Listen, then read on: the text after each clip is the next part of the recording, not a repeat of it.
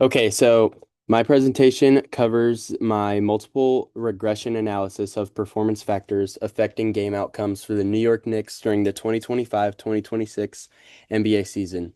And the goal of my study was to identify which key statistics have the greatest impact on winning, and I found this by measuring it by the margin of victory.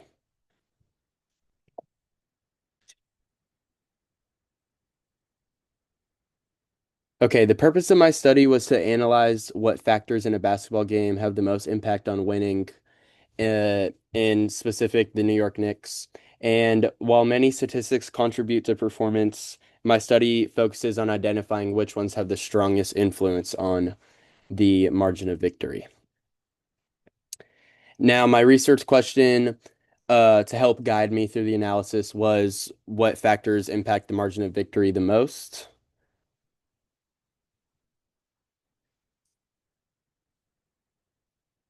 And so the dependent variable in this model is margin of victory, which represents how much the team wins or loses by in a game.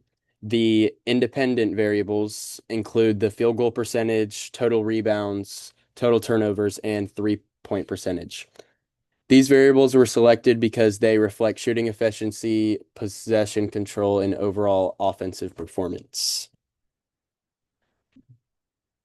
A multiple regressional model was used to analyze how each of these independent variables impact the margin of victory while controlling for the others. This allows me to determine the unique contribution of each factor to overall team performance. And here's a multiple regression model that I used. The B0, B1 couldn't enter the correct way, but you understand it. The data that I used was collected from NBA game logs, including sources such as ESPN and the NBA's official website. And the data set includes standard team performance statistics for the Knicks during the 2025-2026 season. And a multiple regression analysis, I performed one to evaluate the relationships between these variables. The regression model produced an R squared value of 0.68 and an adjusted R squared of 0.65. This means that approximately 68% of the variation in the Knicks' margin of victory can be explained by the variables included in the model.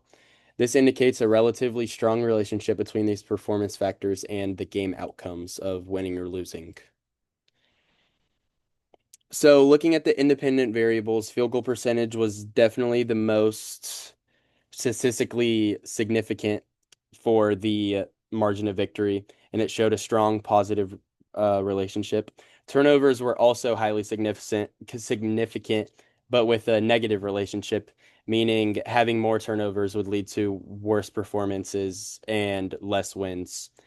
Rebounds showed a positive relationship and were moderately significant, suggesting that controlling possessions contributes to winning just on a smaller scale.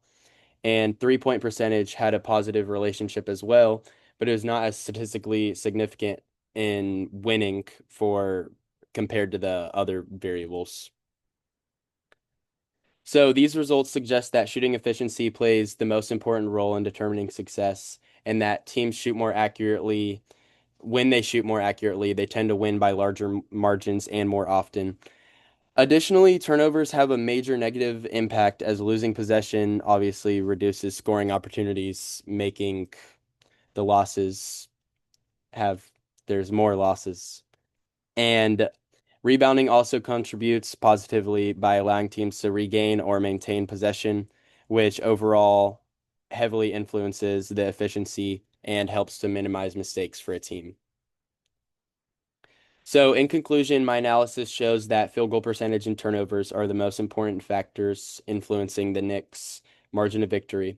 And based on my findings, I think teams should focus on improving shooting efficiency and reducing turnovers in order to increase their chances of winning.